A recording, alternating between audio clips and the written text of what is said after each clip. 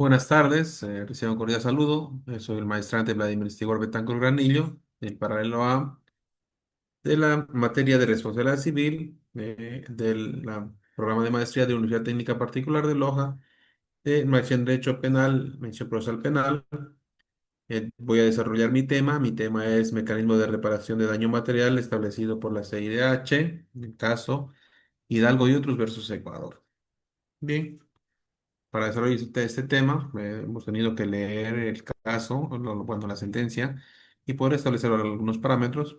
Y como introducción, puedo decir que el presente caso se desarrolló en un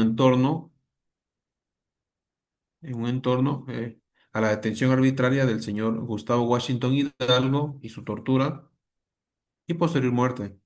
Hechos que habrían sucedido o que habrían acontecido el 8 de diciembre de 1992.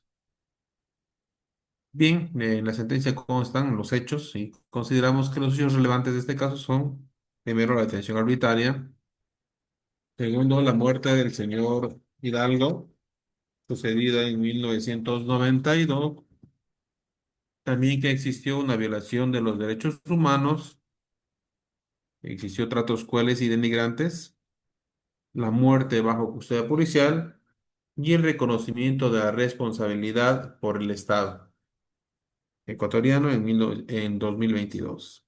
La importancia del caso: es un caso que impactó de derechos humanos y en la justicia internacional y la aplicación del derecho internacional en el Ecuador. El Ecuador es parte del Sistema Interamericano de Derechos Humanos y como suscriptor de este mecanismo, de este convenio, está obligado a ciertas situaciones, como en efecto son la reparación integral a las víctimas, y para ello debe contemplar los siguientes parámetros. Primero, la restitución, la indemnización, la rehabilitación, la satisfacción y la garantía de no repetición.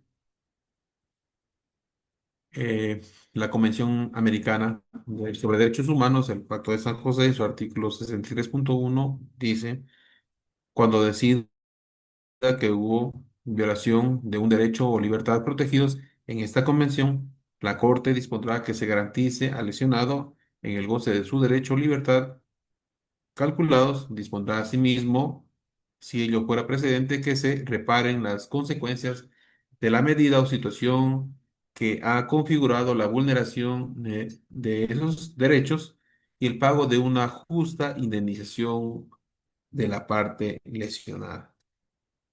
Para ello es necesario entender o revisar la reparación del daño material. En los delitos contra la vida incluye: uno, el daño emergente; dos, el lucro cesante. El daño emergente sería, o se refiere a la pérdida o disminución efectiva del patrimonio de la víctima, es decir, a los gastos o pérdidas reales verificables que ha sufrido. Pérdidas económicas directamente, ¿no? De esto correspondería al daño emergente. Y el lucro cesante se refiere a las ganancias que la víctima ha dejado de obtener como consecuencia del daño. Ganancias que no son percibidas por la víctima, y la valoración de los ingresos futuros. La reparación integral sobre el daño material no solo debe limitarse a los montos simbólicos o conmemorativos, debe buscar compensar económicamente la pérdida patrimonial. Parámetros para lograr esta reparación económica: bien, establecer la edad de la víctima al momento de la muerte, el promedio de vida estimado de las personas dependiendo de la región en la que pertenezca la víctima, la ocupación, profesión o actividad económica a la que se dedicaba la víctima y los familiares dependientes económicamente que tenía la víctima. La indemnización en el caso Hidalgo es muy particular. Esa indemnización fue aplicada usando una metodología que se basaba en varios parámetros. Se estableció primeramente los dependientes económicos, y se determinó que eran los hijos y su cónyuge, la actividad económica que tenía. Se reconoció la actividad económica informal de la víctima y la proyección de ingresos, es decir, la aplicación de las estimaciones proporcionales según el número de años laborales proyectados en el salario mínimo.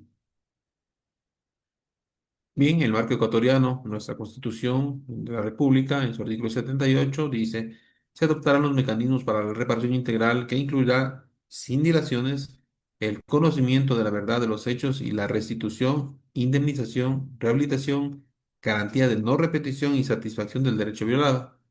Se estará a un sistema de protección y asistencia a víctimas, testigos y participantes procesales. Es una garantía, es un derecho que en nuestra Constitución lo otorga.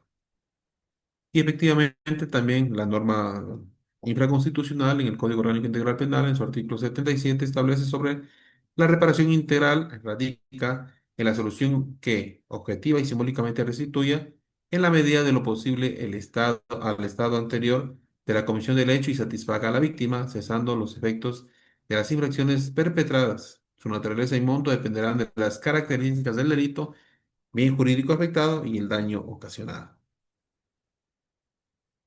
Las diferencias con el modelo internacional. Bueno, para mi criterio no son diferencias, serían más bien falta de normativa. El Ecuador, nuestro país, no establece una metodología específica para este tipo de casos, sino que nos suplimos a las varias ramas del derecho aquí en el Ecuador y su cálculo queda a criterio judicial. Es decir, la zona crítica de los jueces será quien la que decida el cálculo de esta indemnización. Aplicabilidad del modelo internacional. El Ecuador, por el principio de convencionalidad, está obligado a que sus leyes y prácticas internas estén en concordancia a las disposiciones de los tratados y jurisprudencia de los tribunales internacionales. La jurisprudencia internacional es vinculante. En este sentido, las personas tienen la posibilidad de, al no existir normativa interna en el Ecuador, aplicar la norma internacional referente a este tema. Las conclusiones. Primero, la reparación integral como derecho fundamental, la necesidad de las reformas judiciales en el Ecuador con respecto a los parámetros para la reparación integral de las víctimas, es una necesidad imperiosa.